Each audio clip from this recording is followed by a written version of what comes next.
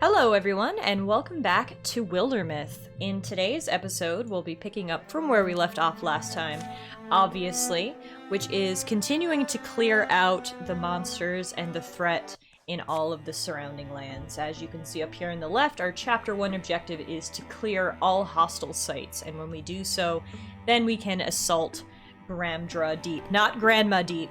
Don't get that twisted. It's not Grandma Deep. No matter how closely spelled it may look to be. So last time we finished up in Lord Wild Outfitters and built a spot here in the Berry Flats. So we're heading into Lion Wilds, which is a broadleaf forest, and Gorgons are infesting this tile. So without further ado, let's get in there, shall we? Head the party in for a little scouty scout. Lion Wild has been revealed, and there's a place here called Jamie and Henge, which is occupied by lurking Gorgons. So clearly we're gonna have to assault that. It looks like they're getting extra strength because Everfern's stand is invested. But the total strength is only 5, and we are... Do we have, like, a total strength indicator here? I mean, I'm level 2. And Yonrin's level 1. And Catherine's level 1. And Hamcon's level 2. So that's, like, 6 power if we just add up our levels? I don't know. I'm gonna give it a try here. Because I feel like the longer we wait... The thing that I've been picking up so far in this game is that there's a balance between exploration and tackling the main objective, because obviously time passes with what you're doing. So yes, we may go take out the infestation in Everfern's stand, but then time will pass and maybe things will get worse here. So it's like there's this dance you almost have to play about whether you want to proceed forward or do otherwise. So right now my gut is telling me that we assault Jamie and Henge, and so let's do it. Let's go. Attack! Here's a thought. Maybe Jamie and Henge isn't as dangerous as we believed. Huh? Crick! Creak! Crash! Huh? Where'd Tallara? Down here! Tallara's step has broken the hidden covering of a hunting pit, and she's fallen scuffling and scraping into a dark, rocky hole. You survive okay, Tallara? How far down are you? Oh, far enough. I have to admit, though, it's kind of hilarious. What are the odds? What? Oh god, what was Yonrin's accent? It's been a few days since I recorded the last episode. I think it was like, we're close to where those things were spotted. If this is a trap, it's going to be a race to get her out. If that's not his accent, I apologize. This is his new accent going forward. Apparently Catherine is nimble and quick, so Catherine is gonna say, "Give me a second. I'll jump down and help her." Catherine sets her feet and prepares to climb down. But the stones slip away! She crashes to the bottom in a painful tangle of limbs.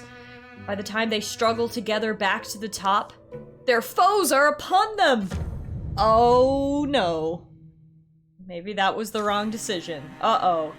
Combat modifiers is Catherine is wounded and she is starting combat with half health. That's what you get for trying to play hero, hey Catherine?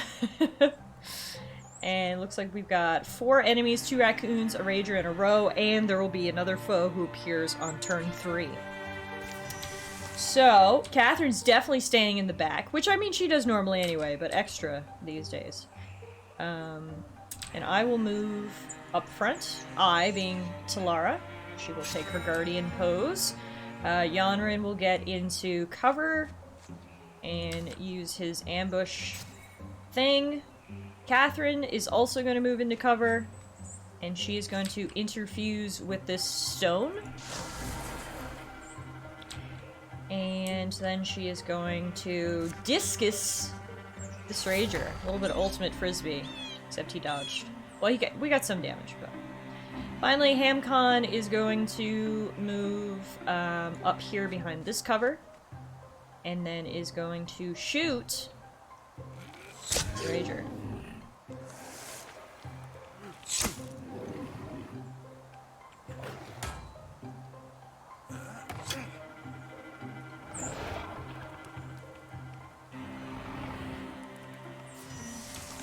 Okay, so no one actually came into my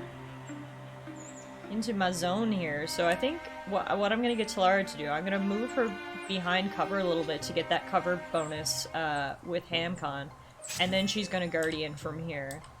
We're gonna do the ambush again, and we'll put it right there. Discus our pal. Let's go Raccoon. Yeah. Discus Raccoon, which depletes that cover there. And then we will shoot that Raccoon. Down goes one of our foes. Ow.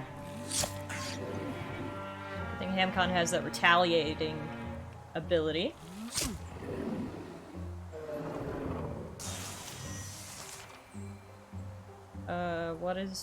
They're just telling me about the row, or leaves behind a trail of corrupted ground? Yeah, we know that. We know that. It's not news. They're really avoiding, Tallara today, so she's just gonna have to move in. Woo! 6 damage, let's go. And then we'll finish him off with our pal, Yanrin. Catherine is gonna move up a tiny bit, and just so she can interfuse with this log here. And then we can Splinter Blast! Blow ourselves up and hopefully take Raccoon with us. Took Raccoon kind of with us.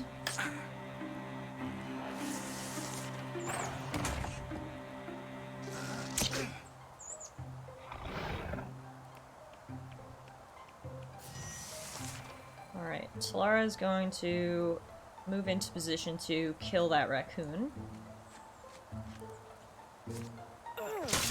Bam! And then Yanrin is going to shoot this guy. I think we should be able to get him on this turn. Fingers crossed. Catherine's gonna interfuse with the Mossy Stone, play a little ultimate frisbee. Down we go! Excellent, excellent. Victory! Turns out Catherine and Tallara falling in that hole was not as detrimental to our plans as it probably could have been. So we've got a Sunseeder Talisman, which gives a +6 stunt chance. Which is essentially like a critical hit chance, I think. Percentage chance that attacks will inflict additional damage, so... Critical hit, probably for Yanrin will probably be good. We'll give that to him. Woo! Glad that's okay. Excuse me. Woo! Glad that's over. You okay, Yanrin? You don't need to worry about me, Tallara. I had it handled. But look, there's a building over there. Nice of the roof to have holes in it so we can look around. Hey, come check this out! Yep, she's dead. No! I mean, yes, she's dead, but don't you see? Look at the shield! Company of the Dragon's Paw? Anybody? No? This is the shield of Bradbora Crook. Didn't help her much, did it? Tallara is a sassy bee, and I love it, honestly. Okay. So we got the Dragon Paw Shield, which is an artifact, an impressive shield that used to belong to an old folk hero. Take 1 less damage from non-flanking attacks. And it gives +half bonus damage. So Catherine and Tallara can't use it because they use two-handed weapons. But believe it or not, the guys with the bows can. So, I mean, look, Yanrin, you found it? Dude, it's all yours. It's all yours. Oh, he can only use it when he has his knife. I mean, that makes more sense. But still, we'll give it to Yanrin. And we got a Calamity. The Bogmoor is a new type of Gorgon that we can now encounter. Add him to the pile. And now we can secure Jamie and Henge. We will do our classic investigate thoroughly and catalog everything. We are nothing if not thorough around here. Secure site complete. We'll now get ingots and spell threads. And we also found a talisman of power, which gives bonus damage. We'll give that to Catherine, because she's the only one who doesn't have one. So that checks out. And now this place is captures. It looked like it also cleared the infestation in Everfern Stance, so that's good.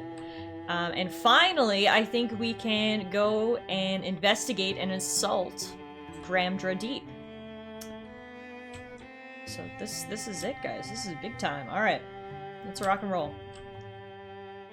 To Gramdra Deep. Hopefully there's no evil grandmas lingering there. That would just be awful. We've been 5 years on our journey now, guys. 5 years clearing the lands. None of us knew what had changed the beasts who roamed our wilds. We knew something lived inside them. Blue, burning hate that frenzied them, then left them still. A stone sentence, worse and more deadly than any venom. Today, we would finally find out where it came from, and why it wouldn't stop. Well, Gramdra Deep looks mostly intact, but we should still stay ready. Tallara, anything? I don't know, but believe me, I'm not falling asleep back here. Personally, I'm hoping for a few of them gangrel deer things. Fun to knock down. Aren't you tough? Their approach to the town of Gramdra Deep is completely silent. Uh-oh. Uh-oh, SpaghettiOs. Okay, so Gramdra Deep is not a cave full of grandmas, like I was thinking it might be. It is, in fact, a town. And so, I guess we should investigate. I feel like we should definitely go slow, though. We don't want to overextend ourselves. Okay, there's nothing in this building. This building is clear.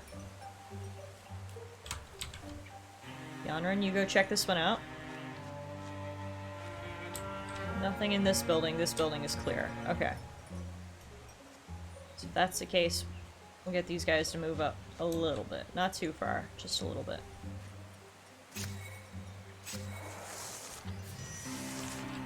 And it's still quiet. Okay, Yanran. Move you up. Slowly but surely investigate the town. Oh! Oh! They're petrified! Uh-oh. Well, that's not good. Let's put an ambush down to cover Tallara. Let's interfuse with this campfire to get some range. No monsters. Still. But again, it seems much too quiet.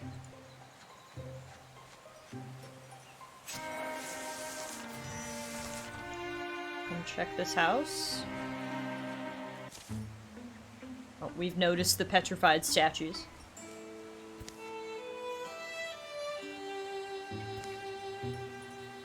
Yep, this is how the world ends. Unforgivable! And how many more are there? There's tracks. They go up to that barn door. This gets better and better, doesn't it? Whatever did this could still be inside.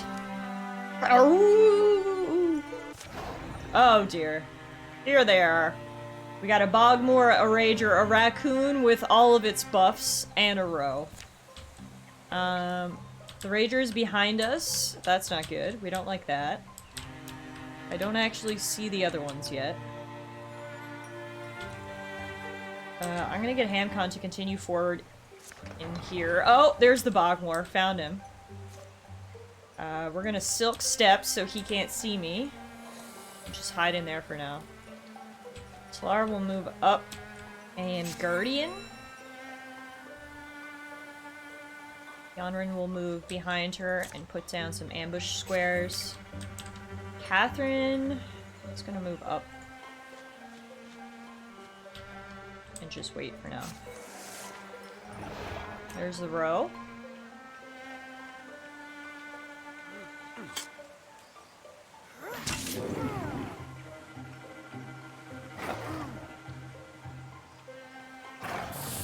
Oh, he found me even though I was hidden. Okay, so much for my hiding. So we are interfused with this campfire and we can use the ability Steal Fire. The restless fire is unleashed onto a nearby tile, burning where it lands and dealing half damage to units it passes through. So let's use that on the row. Wow! I killed him one hit. Good job, Kath. Hamcon is going to switch to his knife. I don't think he can 1v1 this guy, never mind. We're gonna put some distance between us and Froggy Frog. And that did nothing. Good, good, good. Oh dear, okay. Tallara will finish this guy off. Great work, Tallara. And now, Donran's moving up this way to provide some cover for Hamcon. Nice dodge, bud. Oh, yeah! Great work. Okay. Gonna continue to lay the ambush here. Catherine is going to move... I mean, we saw 4 enemies and we've only fought 3, so there's gotta be another one over there, but I don't want Catherine to go by herself, so she's just gonna wait here and interfuse with this bush. And then wait. I'm gonna Silk Step out of here and get Tallara to move up.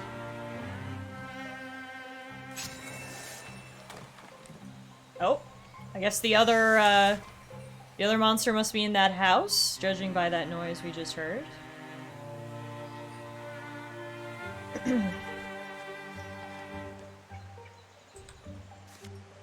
Keeping Yanran on point here.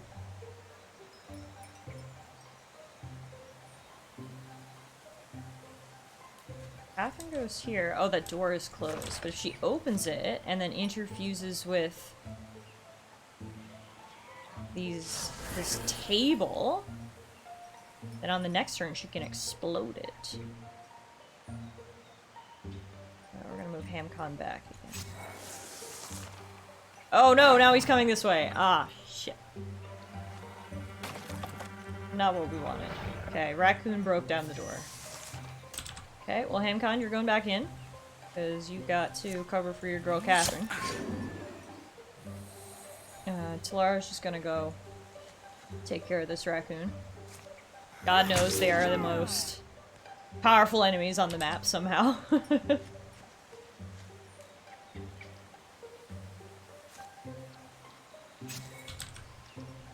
Catherine is going to Splinter Blast the table. And then... Oh, I thought she'd have a movement after that. Uh-oh. That was my bad. I should have moved her away first. But she dodged, because she's good. We're okay. Good job, Hamcon. Good covering fire. And then Tallara will get rid of this raccoon.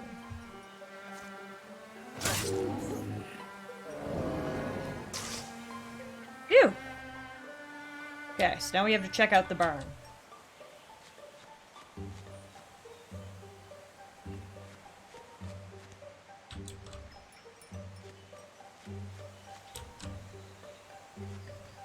Everyone move eastward!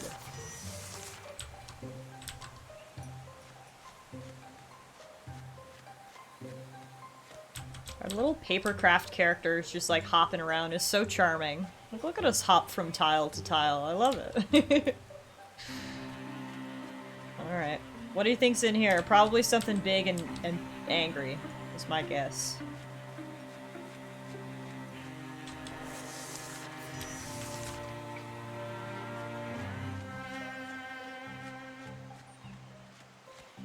Tallara's gotta go find out for the squad here. There's a Gorgon in there, shimmering fluidly. Its silent, slithering approach fascinates the mind as it haunts the heart. There's also a row in there. That Gorgon looks like something out of my nightmares. That is a tentacle monster, and I hate it. I hate everything about it. I don't see the doe, though.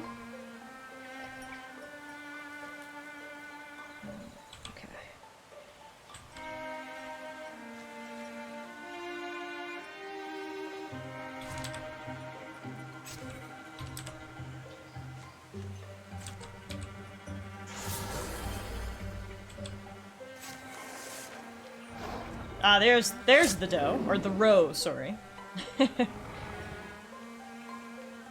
They found us! Alright, Catherine, you're up, girl. Time to steal fire on our friend the Gorgon. He's got a lot more health than any other monster we've ever fought. This will be our first real test, I think, as a team here. Alright, Tallara, hit him! Ooh, big hit. Big hit. Can you finish him off, Yonrin? No, not quite. He's got some armor, so he's blocking some damage. Hey, but Catherine's fire actually finished him off. Yes. Let's go, team. We got 2 level ups. Sunseeder knee pads. Give them to Yonrin. And Yonrin is now a Bloodhorn Hunter. I really like... This is the same move that Hamcon has. Yonrin will counterattack after a success... Oh, it's a little different, actually. No, it's the same. Yonrin will counterattack after a successful melee block or dodge. I really like that. Ooh, or should we upgrade our ambush, though? Ambush interrupts enemy movement. I mean, he is sort of based around that ambush ability. So maybe we should upgrade it, actually. Let's do that. And Catherine is now a Bloodhorn Mystic. She can... what can she do here?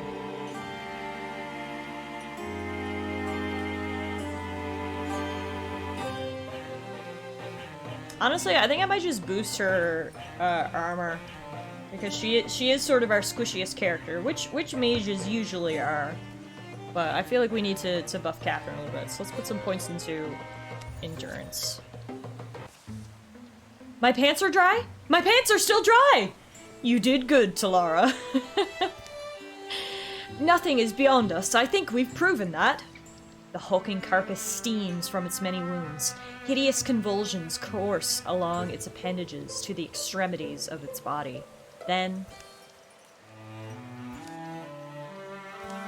Swipe! No! The thing's tremendous tail flicks across the barn. It plucks up Yonrin like he's a straw doll, his weapons falling uselessly from his hands as it pulls him in. Yonrin, don't panic! A voice leaks from Yonrin's mouth. It's a wrong voice, weird and discordant, like someone fretting and plucking a fiddle who's never picked one up. Steel yourselves, bone stacks. This one speaks my words. I can make it die.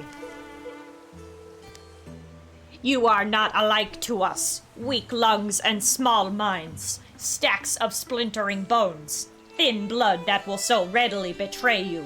Why flail for your lives? So noisy. You can survive this. Just put him down.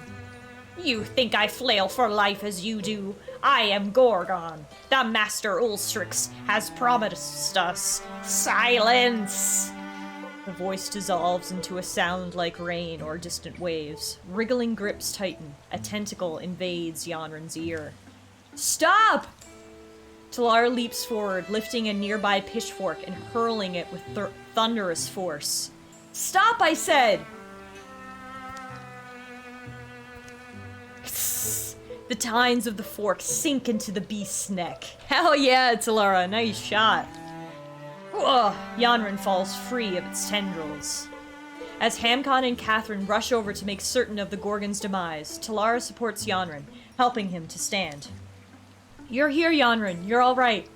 A strange, stony affliction spreads from Yonrin's ear. Ugh. Yonrin? Uh-oh. This isn't over! I saw its mind! The stone was in its claws. Yonrin takes the stone from Hamcon's palm, turning it in front of his eyes, catching slender sunbeams that slice the barn wall. The strange polyhedral stone is slick with Gorgon blood. Epichrist. Each face is graven with an intricate image. The word in the Gorgon's head was Epichrist. This town, Gromdra Deep, these petrified people, even this monster, eddies and swells, foretelling a ferocious tide. The epicrys glistens, sticky and blue. The Gorgons have a master. Ulstryx it's called. It's looking for something, some myth or secret. I think the riddle is in this stone. I think we have to find out what Ulstryx wants. And make sure he doesn't get it. So Yanrin got minus 25 charisma and plus 35 to loner. So he's been afflicted by the Gorgon, as you can see, and has some residual effects from that. And Tallara has apparently been inspired to work even longer and has now added plus 10 to her retirement age. She's like, I have not seen enough of this. Give me more. There we go, guys. That is chapter 1 complete. We had 8 victories, 17 legacy points, 7 heartwood trees, 6 hides, 7 ingots, 8 fabrics, 4 spell threads. And our hard work over those 4 years led to 11 years of peace, so that payoff sounds pretty good to me. Our victory has undermined the enemy's plans. They've been weakened. In particular, the raccoon, the dreaded raccoon, has been weakened. The raccoon lost its extra armor and its extra health.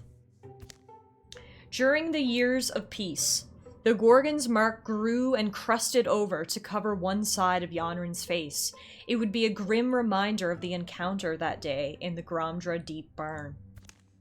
Much of the time that passes, Catherine and the Waterling Bray spend together.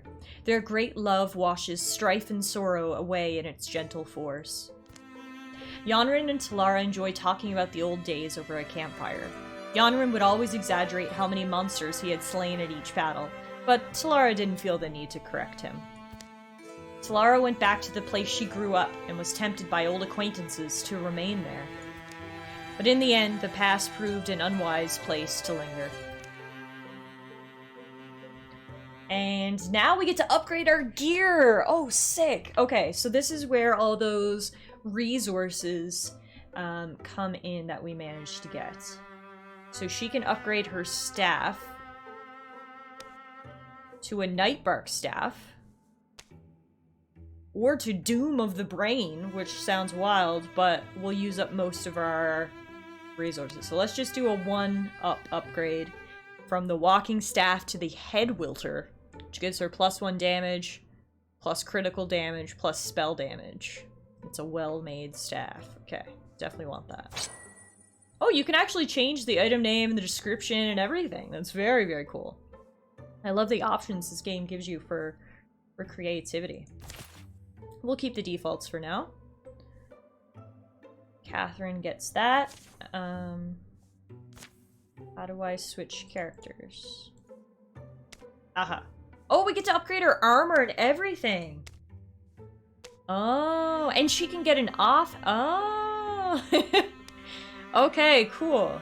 Cool. So, well, let's do the armor then.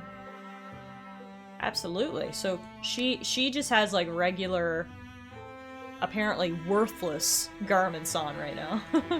So let's upgrade her to Dusty Drab, a pretty standard set of heavy-duty clothing that is functional and sturdy, involving a short coat of thick woven fabrics over a padded shirt and thick woven breeches. Gives her more armor, warding, and spell damage. Nice. Okay, so that didn't answer my question of how we switch characters, but do I just hit next, maybe? No! Damn it! I thought next maybe would cycle through the characters. Well, that's not good. Can we go back? No! Oh wait, Zed, back. No, that's just for this. Shit. Okay, well... hopefully we'll find another opportunity to craft moving forward. Because I might have messed that up. My apologies, everyone. I couldn't tell how to switch characters, but okay. At least Catherine got some new gear, right? Catherine, with her new gear, fell into the work of deciphering the epicryst. If this is true, It hasn't always gone smoothly, and progress has mostly dripped along. The meanings of the weird stone have remained inscrutable for years. But today, something in her research slides into place. It's always about heroes, isn't it? And she can now guess where their enemies may be. It explains why we've had a few years of relative peace. Do you see what I mean? Here, imagine you're trying to raise an army. What's the first thing you do? Raise an army? Right, an army out of just normal folks. I suppose I'd give them a reason, something to get their blood going. Wouldn't be too hard. A symbol. You'd want a symbol to rally support, wouldn't you? Especially if your people are ancients and set in their ways. So you're saying our Ulstryx, our master of Gorgons, needs this thing? What is it, some kind of divine spear? As a symbol to help convince the other Gorgons to follow it? Yes, that's what I believe. And why does it need to do that? Why does it need the spear? Why does it need the support of others like it? What is Ulstryx? Perhaps there's something, an old evil that the Gorgon is fighting? But I'm worried it's just us. I was able to find other records of epicrysts, rubbings. That was my first clue. An epicryst is like an ancient storytelling device, a way for telling a time-honored myth, but maybe in a different order or fashion. That's what I think, but anyway, sorry, I'm getting swept up. I checked the story's elements here against some of our older legends. You know that tall tale, kind of a poem or a song in some places? Queen of the Seas? No, but get to the point. Our stone tells almost the same story. Almost. And according to our version, the spear was laid to rest in a named cavern. It's on one of our maps. So that gives us an advantage, right? We know where it is. But they've got a pretty big head start, so... I don't know if it has anything to do with this, but Gorgon sightings are picking up again. Now seems like a good time for us to get started. We've all changed, remember? All the havoc those things caused, and we couldn't stop them. But we're ready this time, aren't we? Vengeance roars in my blood. I plan on feeding it. The shadows deepen. All monster groups will draw an extra monster card in every battle. So there we go, guys. That was the end of Chapter 1. 11 years have passed. We are now 16 years into our adventure. All of our characters have leveled up, or aged, rather. Tallara is 33, Yonrin is 39, Catherine is 40, and Hamcon is 39. So we started off this journey as youths, young adults, and now we're fully into our adventuring years. We've seen some stuff, as Yonrin can attest to by the poor growth on his face. But we're not ready to end this fight. We are, however, ready to end this episode. So thanks everyone so much for watching. On the next episode, of course, we will be starting Chapter 2, where we go to investigate the Wister Sable altar. Thanks so much for watching. I really hope you enjoyed the game today, and hopefully I'll see you guys again really soon.